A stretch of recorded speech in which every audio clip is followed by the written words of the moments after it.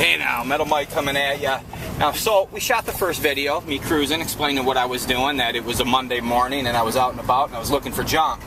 And in the last video you saw, seen, whatever is the proper word you want to use in that situation, me loading up some stuff I found on the curb, vintage antique. And I say, Mike, a lot of you are going to say, Mike, what the fuck are you doing? You're taking more hoard. That's right. Free inventory, free money. You better believe I'm going to take it. But back in the day, you see, I've spoken of this before, 7 days a week, you know, all day long, out driving in the van looking for junk. Of course, those days are gone, but I'm still going to get out there. I'm still going to hunt. I'm still going to pick, and that's exactly what I just did.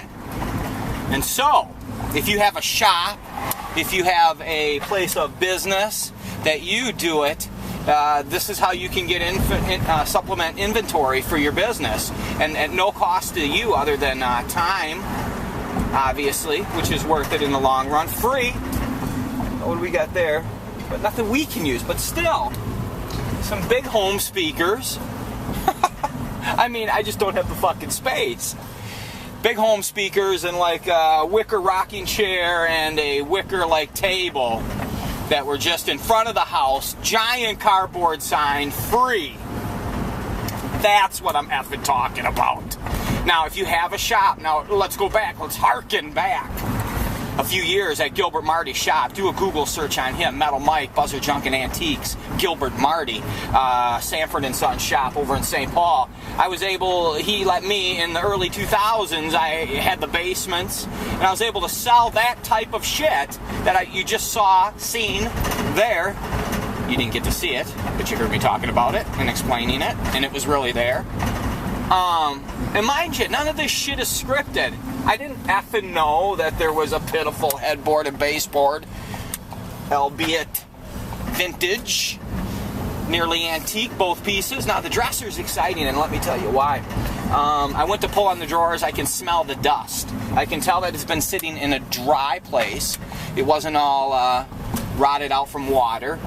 It was swollen. The drawers were swollen, so that means more than likely nobody opened the drawers. Now, what could be in there? Oh, I don't know, an old comic book, a poster, absolutely nothing at all, which is typically what the situation is, but also you never effing know. I have seen some stunning effing things in situations like that. You find them in an old drawer that hasn't been opened up in 20, 30 years, sitting in an old man's garage.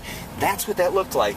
And that's the kind of situation you have out there in the world. You've got all these World War II vets. A lot of people believe this generation has died off. Oh, hell no. The country is full of World War II vets, still striving, in their 80s and 90s, cutting the lawn, keeping a beautiful home, and loaded with treasure. So what ends up happening is obviously these people pass on.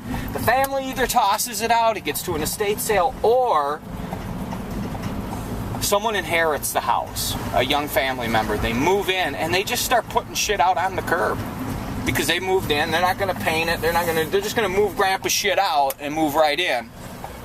This cocksucker's speeding. Give a fuck. I'm not speeding. I'm driving the speed limit. I'm turning out properly with my blinker. These bastards nowadays, man, they drive 50 miles an hour, 40, 50 miles an hour down side streets. It's absolutely a madman world out here.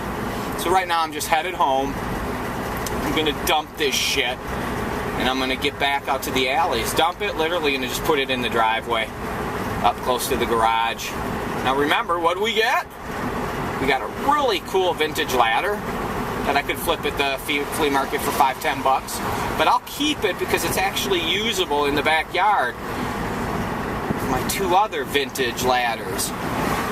Hey now, Metal Mike, Sanford and Son, Lamont, 2016. That's who I liken myself to.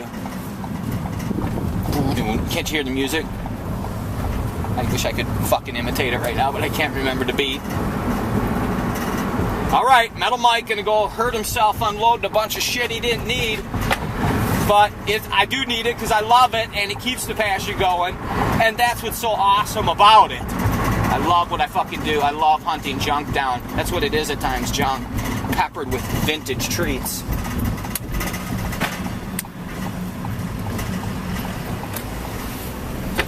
Idiots, man, everywhere. Jesus. Hey now!